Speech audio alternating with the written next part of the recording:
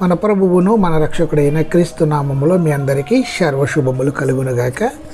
లేఖన సందర్భంలోకి వెళ్ళి మనం చూడగలిగితే బైబిల్ అంతటిలో అత్యంత ప్రాముఖ్యమైన వచనాలలో ఇదొకటి ప్రియులారా. ప్రతి లేఖనం అంటే పాత కొత్త నిబంధనలు ఈ దైవావేశం వలన దేవుడి నడిపింపు ద్వారా రాయబడినాయి.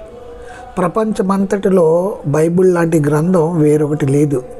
మిగిలిన గ్రంథాల్లో సత్యము వివేకము సహాయంగా ఉండవచ్చు, కానీ అయితే సాక్షాత్తు దేవుని వాక్యలే కలిగిన గ్రంథం ఒకటి ఉంది, అది బైబిల్.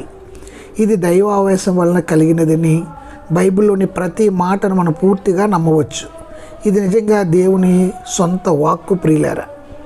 బైబిల్ దేవుని వాక్యం కాబట్టి ఉపదేశించుటకు, ఖండించుటకు, తప్పుదిద్దుటకు, నీతి యందు శిక్షణ చేయుటకు ఉపయోగపడుతుంది. బైబిల్ మనకు నీతి మార్గాన్ని చూపడమే కాకుండా దానిలో నడవడానికి కూడా సహాయం చేస్తుంది.